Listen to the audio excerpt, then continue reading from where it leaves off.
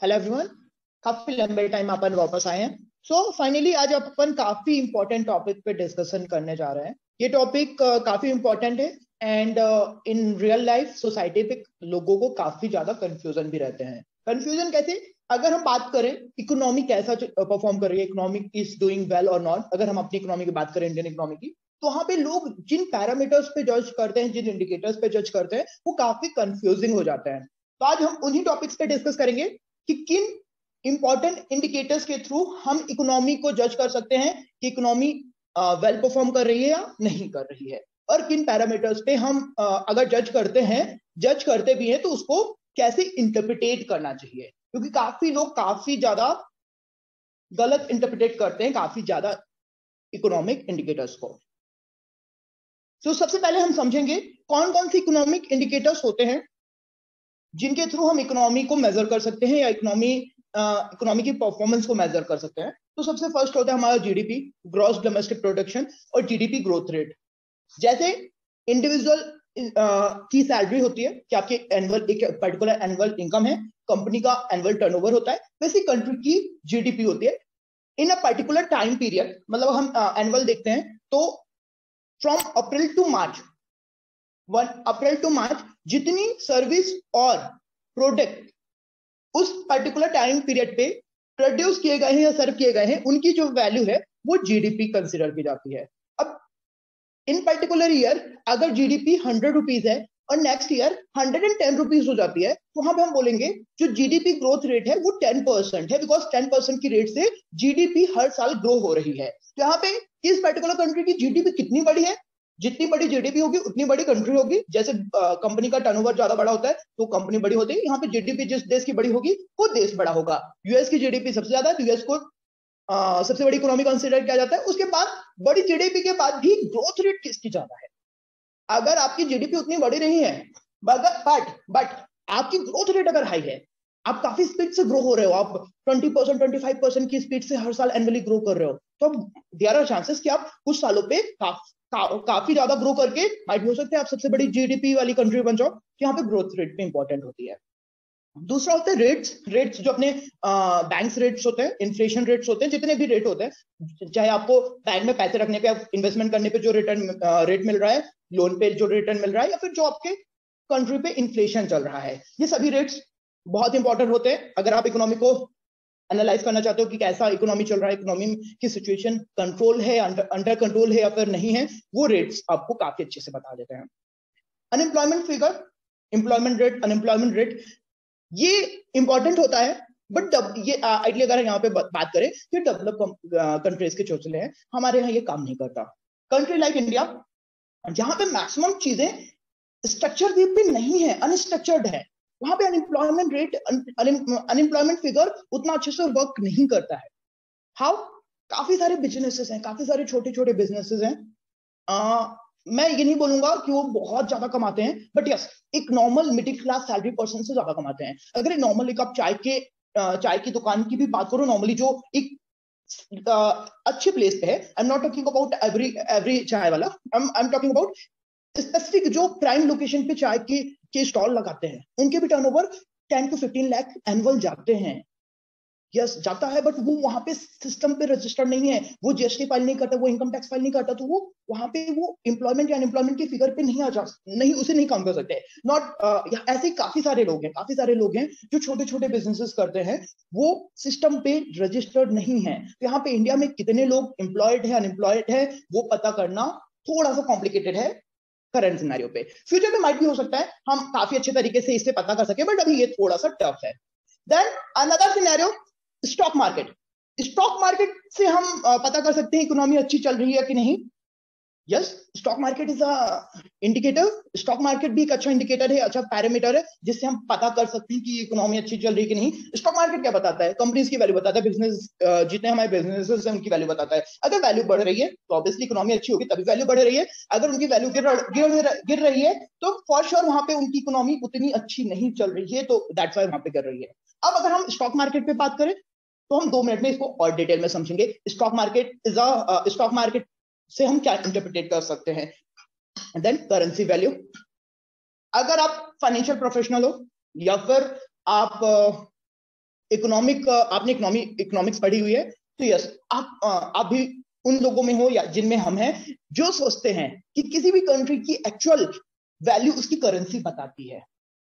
कुछ लोग बोलते हैं जीडीपी जितना ज्यादा होगा कंट्री उतनी बड़ी होगी, जीडीपी ग्रोथ जितनी बेटर होगी वो कंट्री उतनी बेटर होगी। कुछ लोग बोलते हैं कि स्टॉक मार्केट उसका जितना स्ट्रांग होगा वो कंट्री उतनी स्ट्रांग होगी, और कुछ लोग बोलते हैं कि करेंसी, जिस कंट्री की करेंसी जितनी ज्यादा स्ट्रांग होगी वो कंट्री उतना ज्यादा स्ट्रांग होगा। Yes, that's also true, but इनको इंटरप्रेट कैसे करते हैं वो हम आज समझते हैं।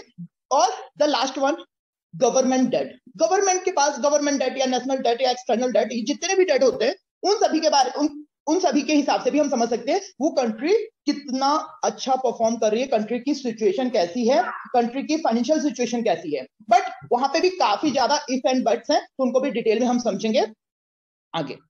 तो चलिए फर्स्ट टॉपिक अपन डिस्कस करते हैं, स्टॉक मार्केट। फर्स्ट टॉपिक है हमारा स्टॉक मार्केट।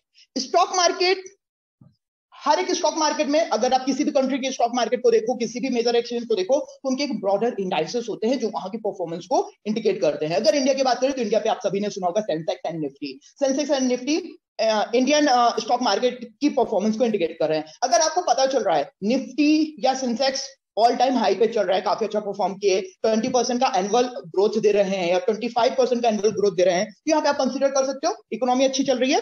यस, कर सकते हैं कुछ हद तक, बट उसके लिए हमें यहाँ पे थोड़ा सा डिटेल में समझना होगा कि स्टॉक मार्केट रियल इंडिकेटर है इकोनॉमी को जज करने का। So first of all, stock market current value नहीं बताता है। स्टॉक मार्केट बिजनेस की करंट वैल्यू नहीं बताता है। स्टॉक मार्केट फ्यूचर वैल्यू बताता है। फ्यूचर वैल्यू कैसे बताता है? मान लीजिए एक एग्जांपल पे, आपके घर के पास में एक जमीन है, आपका एक छोटा सा पीस ऑफ लैंड, एक लैंड है आपके पास, और आपको पता चलता है, एक रूमर आता है, देयर आर रूमर और expectation, there is some rumour और एक्सपेक्टेशन कि उस लैंड के बगल पे एक बड़ा सा मॉल बनने वाला है। अगर बड़ा सा मॉल बनेगा तो ऑब्वियसली आपकी उस पर्टिकुलर लैंड की वैल्यू फ्यूचर में बढ़ जाएगी, बहुत ज्यादा बढ़ जाएगी। मान लीजिए अभी उस लैंड का प्राइस है 10 लाख, और अगर वो मॉल बन गया, मॉल बनने में ऑब्वियसली थोड़ा सा टाइम लगेगा, 4-5 साल लगेंगे, 4-5 साल बाद मॉल बन गया, तो वहां पे उस पर्टिकुलर लैंड की वैल्यू हो सकता है 80-90 लाख हो जाए। फाइन, अभी वो रूमर आ चुका है, वो रूमर आपके पास नहीं है, ऑलमोस्ट पूरी सोसाइटी पे ऐसा रूमर चल रहा है कि वहां पे मॉल बनने वाला है। क्या आप वो लैंड 10 लाख में बेचोगे? नहीं बेचोगे। आप उस लैंड को ट्राई करोगे कि आप 30 लाख, 40 लाख, 50 लाख, जितने में ज्यादा से ज्यादा बेच सको उतने में बेचोगे, राइट? और लोग भी खरीदने को रेडी हो जाएंगे। क्यों खरीदने को रेडी हो जाएंगे? क्योंकि फ्यूचर में उस पर्टिकुलर प्रॉपर्टी के प्राइस बढ़ने की एक्सपेक्टेशन है, on the basis of some news, on the basis of some expectation कि वहां पे एक मॉल बनेगा, मॉल बनेगा तो उसके आसपास की प्रॉपर्टी, आसपास का एरिया भी डेवलप होगा, और एरिया डेवलप होने के कारण उसकी वैल्यू फ्यूचर में बढ़ जाएगी। बट अभी उसकी वैल्यू नहीं बढ़ी है, उसकी केवल वैल्यू बढ़ने की एक्सपेक्टेशन बढ़ी है। हमारे पास केवल एक्सपेक्टेशन, इसकी वैल्यू बढ़ेगी, इसलिए हम उसके प्राइस को बढ़ा रहे हैं, बट अभी वैल्यू नहीं बढ़ी है। स्टॉक मार्केट भी कुछ इसी फंडामेंटल पे, इसी प्रिंसिपल पे काम करता है कि बिजनेसेस हैं, चाहे रिलायंस है, टीसीएस है, एचडीएफसी है, एलएनटी है, उनके जो प्राइस हैं वो उनके अभी के आज के वैल्यूएशन पे नहीं है, उनके फ्यूचर के वैल्यूएशन पे है। अगर लोगों को लग रहा है कि रिलायंस 2500 या 3000 जा सकता है फ्यूचर में, तो आज वो 2500 या 3000 पे रिलायंस खरीदने को रेडी हैं। अगर लोगों को लग रहा है कि टीसीएस 5000 या 4000 जा सकता है, तो 4000 5000 पे टीसीएस को खरीदने को रेडी है, इसलिए नहीं कि टीसीएस का प्राइस 4000 या 5000 आ जाए, वैल्यू 4000 या 5000 आ जाए। वो एक्सपेक्टेशन ये है कि 2 साल बाद, 3 साल बाद टीसीएस का वैल्यू 5000 हो जाएगा, पर शेयर का वैल्यू 5000 हो जाएगा। दैट्स व्हाई 4000 5000 के प्राइस पे लोग खरीदने को रेडी हैं, राइट? सो स्टॉक मार्केट पे जो वैल्यू होती है वो अभी की नहीं होती। आप इंडिया, अगर हम यहाँ पे देखें, इंडियन स्टॉक मार्केट का जो मार्केट कैपिटलाइजेशन वैल्यू है 3.46 ट्रिलियन है, नियर टू 3.5 ट्रिलियन के आसपास आप बोल सकते हो। और इंडियन जीडीपी अगर सब कुछ सही रहा तो इस फाइनेंशियल एंड तक 3.1 ट्रिलियन होगी। अब यहाँ पे आप देख लो, स्टॉक मार्केट का वैल्यूएशन, स्टॉक मार्केट की वैल्यू जीडीपी से कहीं ज्यादा है। तो स्टॉक मार्केट आज की वैल्यू पे नहीं चल रहा है, फ्यूचर की वैल्यू में चल रहा है। यहाँ पे आप बोल सकते हो कि यहाँ पे आप बोल सकते हो जीडीपी में तो सब कुछ कंसीडर है, सभी बिजनेसेस एंड सर्विसेज कंसीडर है। स्टॉक मार्केट में सब कुछ कंसीडर नहीं है। काफी बड़ी बड़ी कंपनीज है जो अभी भी लिस्टेड नहीं है, फॉर एग्जांपल अभी पीएसयू कंपनी, एक ही कंपनी की हम बात कर रहे हैं, एलआईसी। एलआईसी अभी लिस्टेड नहीं है, LIC is about to listed in near future, जिसका वैल्यूएशन एक्सपेक्ट किया जा रहा है 200 बिलियन के आसपास होगा। अगर 200 बिलियन के आसपास एलआईसी का वैल्यूएशन कर लो तो अभी जो 3.5 आ रहा है 3.7 ट्रिलियन हो जाएगा। और काफी सारे बिजनेसेस हैं जो लिस्टेड नहीं है, अगर काफी सारे रियल एस्टेट कंपनीज हैं इंडिया की जो लिस्टेड नहीं है, और उनको सबको भी लिस्टेड कर लो तो ये स्टॉक मार्केट का वैल्यूएशन अगर सभी लिस्टेड हो जाती है तो 4 ट्रिलियन 5 ट्रिलियन पहुंच जाएगा, बट जीडीपी अभी 3.1 ट्रिलियन ही है। सो स्टॉक मार्केट हमेशा फ्यूचर वैल्यूएशन पे चलता है, फ्यूचर वैल्यू पे चलता है। तो स्टॉक मार्केट से आप हमेशा एक्सपेक्ट नहीं कर सकते हो कि आपको एक्चुअल इकोनॉमी की कंडीशन बचाएगा। स्टॉक मार्केट आपको हमेशा फ्यूचर की वैल्यूएशन देगा, अभी का करंट वैल्यूएशन नहीं देगा। करंट वैल्यूएशन आपको जीडीपी देगा, स्टॉक मार्केट आपको अभी का वैल्यूएशन नहीं देगा। माइट बी अभी की सिचुएशन खराब है, बट फ्यूचर में ग्रोथ होने के चांसेस है तो स्टॉक मार्केट ऊपर रहेगा, बट आपकी इकोनॉमी डाउन होगी। करंट इकोनॉमी डाउन होने की कंडीशन में भी स्टॉक मार्केट ऊपर रह सकता है, क्योंकि आपकी सिचुएशन अभी खराब है, बट स्टॉक मार्केट को लग रहा है कि फ्यूचर में तो आपकी सिचुएशन अच्छी होगी, तो स्टॉक मार्केट वहां पे अच्छा परफॉर्म करेगा। बट अगर हम रियलिटी पे देखें तो रियलिटी में हम प्रॉब्लम फेस कर रहे होंगे, रियलिटी पे हमें उतना बेटर एनवायरमेंट, उतनी बेटर कंडीशन नहीं मिल रही होगी। सो स्टॉक मार्केट एक इंडिकेटर अपन कंसीडर कर सकते हैं, बट यहाँ पे हमें थोड़ा सा इंटरप्रिटेशन अपना रखना पड़ेगा क्योंकि ये फ्यूचर वैल्यूएशन पे चलता है। सेकेंड सिनेरियो अगर हम देखें, सेकेंड इंडिकेटर जो हमारा है वो है करेंसी वैल्यू। इंडिया की करेंसी रुपी है, एंड इंटरनेशनल पे हम बात करें, क्योंकि करेंसी की स्टैंडर्ड कोई वैल्यू नहीं होती है। करेंसी की वैल्यू हम तभी कर सकते हैं जब हम उसे किसी और करेंसी से कंपेयर करें। तो यहाँ पे इंडियन करेंसी इंडियन रुपी है, जिसका ये आर का सिंबल है, और आईएनआर भी हम बोलते हैं इसे फॉरेक्स पे।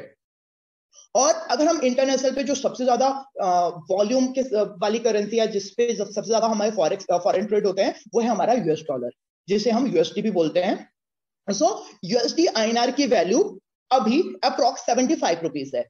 यूएसडी आईएनआर की वैल्यू 75 रुपीज है, means $1 is equal to 75 rupees. अगर आप 75 रुपीज लाओगे, 75 रुपीज एक्सचेंज करोगे तो आपको $1 मिलेगा। ठीक है, यहाँ पे इंडियन रुपी या यूएस डॉलर की हम बात क्यों कर रहे हैं, क्योंकि रुपी केवल इंडिया की करेंसी नहीं है, रुपी कुछ और कंट्रीज की भी करेंसी है, बट इंडियन रुपी और दूसरे कंट्री का रुपी की वैल्यू अलग हो सकती है। और यूएस डॉलर भी बात करें तो डॉलर भी काफी सारी कंट्रीज की करेंसी डॉलर होती है, बट यूएस डॉलर और their dollar are different. Canadian dollar अलग होता है, सिंगापुर डॉलर अलग होता है, और ऑस्ट्रेलियन डॉलर अलग होता है, और यूएस डॉलर अलग होता है, सबकी अलग अलग वैल्यू होती है। तो यहाँ पे हम USD, US dollar, INR, Indian rupees. US dollar Indian rupees की वैल्यू देखें तो वो 75 है। यहाँ पे जो हमें वैल्यू मिल रही है ये डॉलर की मिल रही है इन रुपी। अब यहाँ पे ये डॉलर की वैल्यू है रुपी टर्म पे। अब यहाँ पे हम अगर समझें, अगर यूएसडी आईएनआर का प्राइस, यूएसडी आईएनआर की वैल्यू 75 से 70 हो जाती है, पहले 75 थी अब 70 हो गई है, इन दैट सिनेरियो माइट भी हो सकता है रुपए की वैल्यू, रुपी की वैल्यू एप्रिशिएट हो गई हो, रुपी की वैल्यू बढ़ गई हो, या डॉलर की वैल्यू कम हो गई हो। यहाँ पे या तो रुपी एप्रिशिएट हुआ है या डॉलर डेप्रिशिएट हुआ है, या फिर दोनों एक साथ भी हो सकते हैं। रुपी एप्रिशिएट भी हो सकता है, डॉलर डेप्रिशिएट भी हो सकता है। तो यहाँ पे अगर 75 से 70 हुआ है तो हम बोल सकते हैं यहाँ पे रुपी स्ट्रांग हो रहा है और डॉलर वीक हो रहा है। 75 से 70 हुआ है, दैट्स मीन रुपी स्ट्रांग हो गया है और डॉलर वीक हो गया है।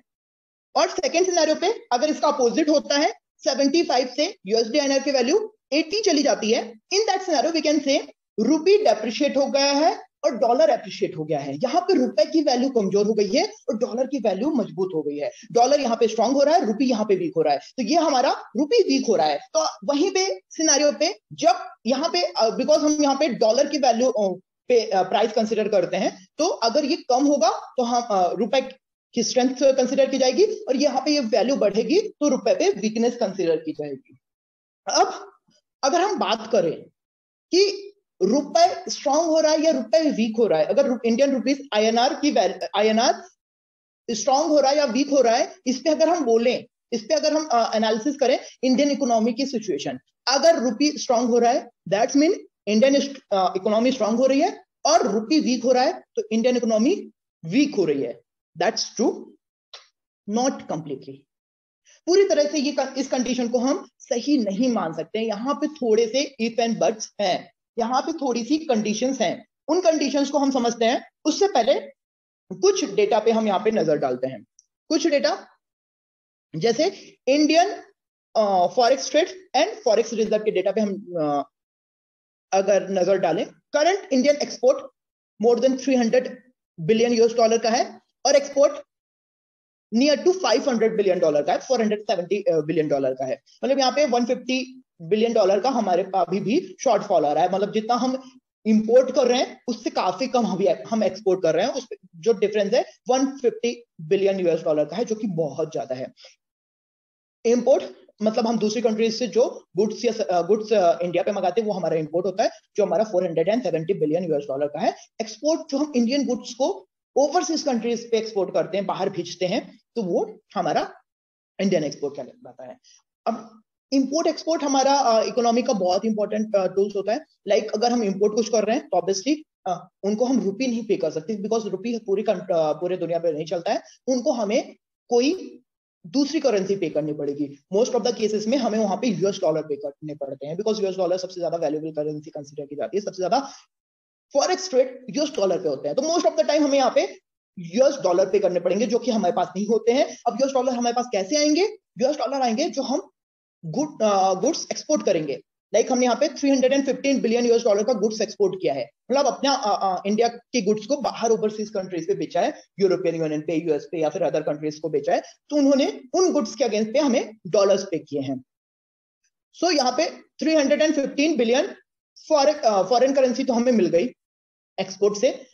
फिर भी जो हम इंपोर्ट कर रहे हैं, इंपोर्ट में कुछ ऐसे गुड्स भी हैं जिनको हम अवॉइड नहीं कर सकते, लाइक क्रूड हो गया। क्रूड हम अवॉइड नहीं कर सकते, क्रूड हमें इंपोर्ट करना ही पड़ेगा। कुछ इंजीनियरिंग गुड्स हो गए लाइक मशीनरी एंड ऑल, उनको हमें इंपोर्ट करना पड़ेगा। टेक्नोलॉजी वगैरह जो हो गई, इलेक्ट्रॉनिक गुड्स हो गए जो हमारे पास नहीं है, हमारे यहाँ नहीं बनते, उनको हमें इंपोर्ट करना ही पड़ेगा। अब इन इंपोर्ट्स में जो डिफरेंस आ रहा है इसको हम करंट अकाउंट डेफिसिट बोलते हैं। 150 बिलियन यूएस डॉलर का डिफरेंस आ रहा है। इसके लिए हम क्या करेंगे?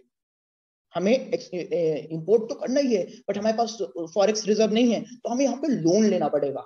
और लोन लेना पड़ेगा तो ऑब्वियसली उनकी कंडीशन माननी पड़ेगी, बहुत बड़ा इंटरेस्ट वगैरह भी पे करना पड़ेगा। तो उसके लिए कंट्री क्या करती है? अपने पास कुछ फॉरेक्स रिजर्व रखती है।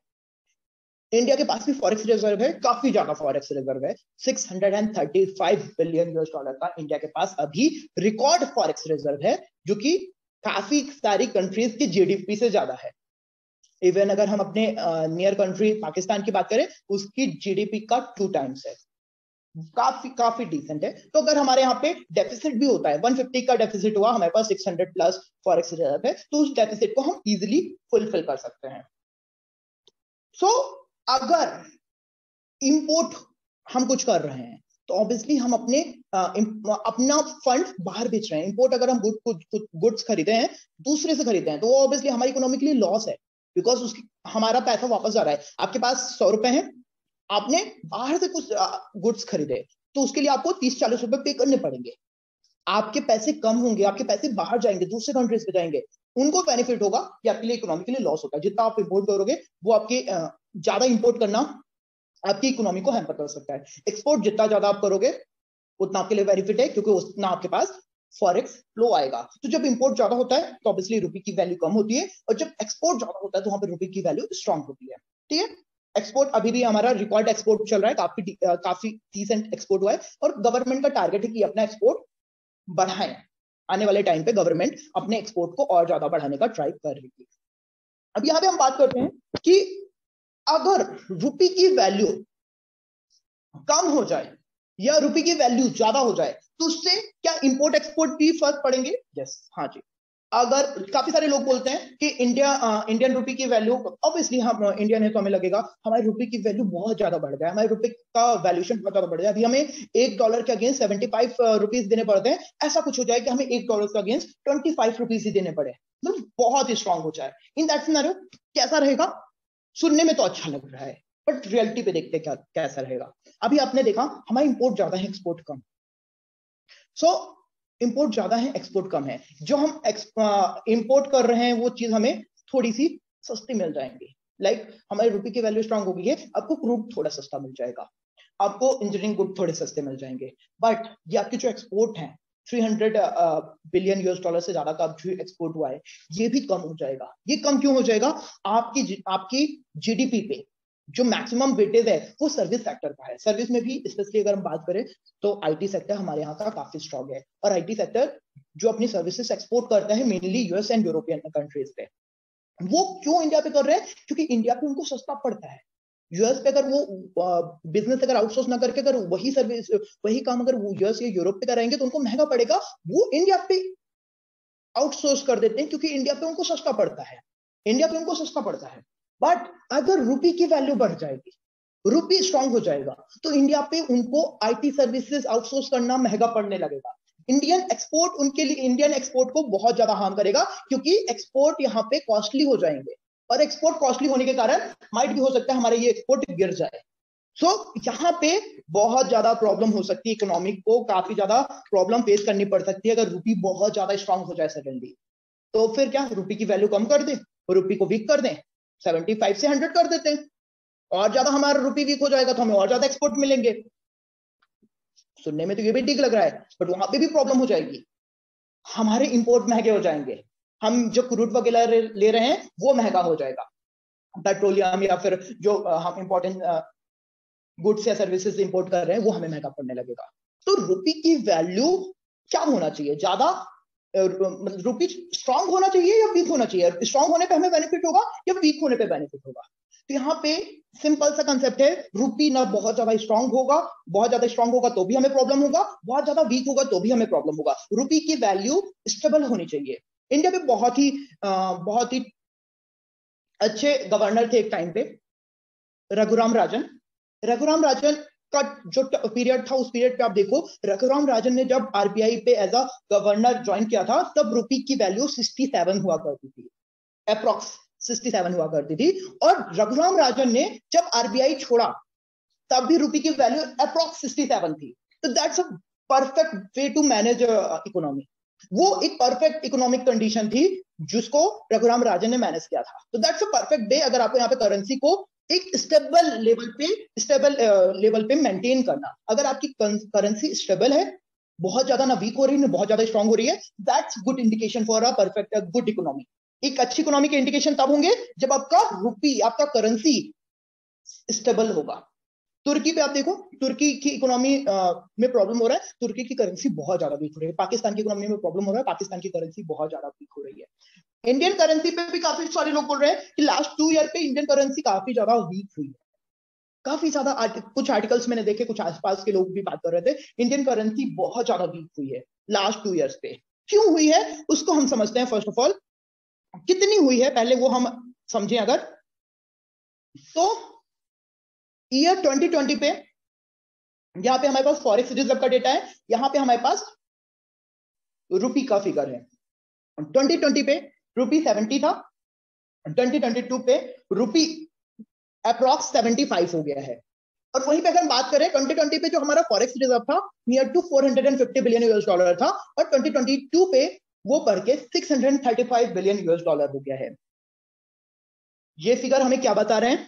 इन फिगर से हमें क्या पता चल रहा है? इन फिगर से हमें पता चल रहा है कि हमारा फॉरेक्स रिजर्व भी बढ़ा है और हमारा रुपी का वैल्यू कम हुआ है। फॉरेक्स रिजर्व बढ़ा है, रुपी का वैल्यू कम हुआ है, ज्यादा, काफी ज्यादा कम हुआ है। मतलब 70 to 75 का 5 रुपए का डिफरेंस हुआ है। 5 रुपए से हमारा रुपी वीक हुआ है। 5 रुपए का रुपी वीक होना इज नॉट अ गुड, बहुत अच्छा साइन तो नहीं है यहाँ पे, बहुत अच्छा साइन तो नहीं है यहाँ पे। सबसे बेटर क्या होता कि 2020 पे भी 70 था, अभी भी 70 या 69 या 71 के आसपास होता, तो वो हमारे लिए एक अच्छा सिचुएशन होता। बट यहाँ पे थोड़ा सा रुपी ज्यादा कमजोर हुआ है। अब रुपी के ज्यादा कमजोर होने की क्या कंडीशन है? क्या ये इंडियन इकोनॉमी वीक हुई है इसलिए ऐसा हुआ है? नहीं, ये इंडियन इकोनॉमी वीक होने का सिचुएशन तो नहीं है। तो यहाँ पे क्या डॉलर बहुत ज्यादा स्ट्रांग हुआ इसलिए रुपी वीक हुआ? नहीं, डॉलर भी बहुत ज्यादा स्ट्रांग नहीं हुआ, डॉलर भी बहुत ज्यादा स्ट्रांग नहीं हुआ है। आप बोलोगे तो डॉलर इवन वीक हुआ है, डॉलर वीक हुआ है लास्ट 2 ईयर्स पे। सो यहाँ पे डॉलर भी वीक हुआ है, इंडियन इकोनॉमी में बहुत ज्यादा प्रॉब्लम नहीं आए हैं। तो यहाँ पे आईएनआर की वैल्यू क्यों कम हुई है, रुपी की वैल्यू क्यों कम हुई है? रुपी की वैल्यू कम होने के कुछ बहुत सारे कारण हैं, बट उनमें से जो इंपॉर्टेंट 2 रीजन हैं उन पे हम डिस्कस करेंगे। फर्स्ट है हमारा फॉरेक्स रिजर्व। हमारा फॉरेक्स रिजर्व बढ़ा है, काफी ज्यादा बढ़ा है, रिकॉर्ड फॉरेक्स रिजर्व है। As of now we are in 4th number, हम 4थे नंबर पे हैं। हम चौथी बड़ी इकोनॉमी है जिसके पास 4th नंबर पे हमारे पास फॉरेक्स रिजर्व है, काफी ज्यादा फॉरेक्स रिजर्व है। हम हमारे आगे केवल 3 देश हैं, केवल 3 देश है जिनके पास हमसे ज्यादा फॉरेक्स रिजर्व है। अब ये फॉरेक्स रिजर्व हमने जो एक्यूमुलेट किए लास्ट 2 ईयर पे, उसका क्या इम्पैक्ट पड़ा है रुपये का। अब सिंपल सा कंसेप्ट देखो, जब हम फॉरेक्स रिजर्व एक्यूमुलेट करते हैं तो हम अपना पैसा फॉरेक्स रिजर्व एक्यूमुलेट कर रहे हैं, लाइक $635 बिलियन है। ये हमारे पास डॉलर करेंसी नहीं है, हमारे पास यहाँ पे यूएस गवर्नमेंट के डॉलर ओरिएंटेड बॉन्ड है, यूएस के डॉलर ओरिएंटेड बॉन्ड है जिनको हमने अभी रखा है, और जब भी हमें इनको करेंसी की जरूरत होगी तो इनको हम लिक्विडेट करके उसके अगेंस्ट डॉलर ले लेंगे। तो कोई भी कंट्री डॉलर नहीं रखती है, बॉन्ड रखती है, बॉन्ड में उनको थोड़ा बहुत इंटरेस्ट भी मिल जाता है। अब बॉन्ड खरीदे आपने, आपके पास पैसा था, आपने पैसे से बॉन्ड खरीद लिए। अगर आपके पास वो पैसा होता तो आप अपने डेवलपमेंट पे लगाते, आपकी इकोनॉमी ग्रो होती। बट आपने डेवलपमेंट पे ना लगा के बॉन्ड पे लगा दिया, आपने डेवलपमेंट पे ना लगा के बॉन्ड पे लगा दिया, वहां पे वो फंड आपका ब्लॉक हो गया और वो पैसा आपके देश से दूसरे देश पे चला गया, क्योंकि आपने दूसरे देश के बॉन्ड खरीदे। तो ये आपकी करेंसी के लिए अच्छी बात है, बुरी बात है? ये आपकी करेंसी के लिए बुरी बात है। तो जब भी आप फॉरेक्स यहाँ पे फॉरेक्स रिजर्व एक्यूमुलेट करते हो, फॉरेन ओवरसीज कंट्रीज के बॉन्ड बाय करते हो, तो आपकी रुपी कमजोर होती है, आपकी करेंसी कमजोर होती है। दैट्स फर्स्ट रीजन जहां पे रुपए कमजोर हुआ है, that's the first reason. And another reason government खुद चाहती है कि उनकी करेंसी कमजोर हो। क्यों गवर्नमेंट खुद क्यों चाहेगी कि उनकी करेंसी कमजोर हो? जो इमर्जिंग इकोनॉमी की करेंसीज है, टाइम टू टाइम वो as per their economic situation, sometime government को लगता है कि उनकी करेंसी स्ट्रांग हो, समटाइम उनको लगता है उनकी करेंसी वीक हो। लाइक अगर हम बात करें इंडिया, चाइना, ब्राजील की, अभी एज ऑफ नाउ हम इंडिया चाइना की बात करते हैं, साउथ एशियन, तो इंडिया और चाइना दोनों चाहते हैं कि उनकी करेंसी स्ट्रांग ना हो। रुपी बहुत ज्यादा स्ट्रांग हो सकता था लास्ट 2 इयर्स पे, बट गवर्नमेंट ने जो फॉरेक्स रिजर्व बाय किए, या फिर पैंडेमिक का भी थोड़ा बहुत तो वो था, फिर भी रुपी स्ट्रांग हो सकता था आफ्टर पैंडेमिक। बट यहाँ पे फॉरेक्स रिजर्व का जो एग्रेसिव फॉरेक्स रिजर्व की बाइंग थी, ओवरसीज गवर्नमेंट बॉन्ड्स की बाइंग थी, उसने रुपी को काफी ज्यादा वीक किया। क्यों गवर्नमेंट ये रुपी अपनी करेंसी को जानबूझ के वीक करती है? बिकॉज जिससे कि उनकी कंट्री के एक्सपोर्ट प्रमोट हो। चाइना भी अपनी करेंसी को वीक करता है, जिससे उसके एक्सपोर्ट बढ़े। एक्सपोर्ट कैसे बढ़ेगा? लोग चाइनीज गुड्स क्यों खरीदते हैं? क्योंकि सस्ता होता है, लेबर कॉस्ट कम है, सस्ता होता है। और अगर वहीं पे चाइना की करेंसी की वैल्यू बढ़ जाएगी तो जो भी सस्ता लग रहा है वो आपको महंगा पड़ेगा। अगर वो बहुत ज्यादा उसकी करेंसी की वैल्यू बढ़ जाएगी तो वहां पे वो उसके लिए प्रॉब्लम हो जाएगा। इंडिया पे भी वही है, इंडियन गवर्नमेंट चाहती है, आरबीआई समहाउ मैनेज करना चाहता है कि इनकी करेंसी की वैल्यू उतनी ज्यादा ना बढ़े। करेंसी की वैल्यू या तो मैनेजर है या तो ये कमजोर हो, करेंसी की वैल्यू कमजोर हो। करेंसी की वैल्यू कम होगी तो ऑब्वियसली आपके यहाँ की जो गुड्स एंड सर्विस है वो ओवरसीज कंट्रीज को सस्ती पड़ेंगे और आपके यहाँ पे ज्यादा डील करेंगे, आपका एक्सपोर्ट बढ़ेगा। तो जस्ट बिकॉज गवर्नमेंट एक्सपोर्ट को इंक्रीज करना चाहती है, अपने एक्सपोर्ट को इंक्रीज करना चाहती है, अपने करंट अकाउंट डेफिसिट को कम करना चाहती है, बिकॉज जो इंपोर्ट एक्सपोर्ट का डिफरेंस है उसे कम करना चाहती है, इसलिए यहाँ पे अपनी करेंसी को ये थोड़ा सा कमजोर रखते हैं।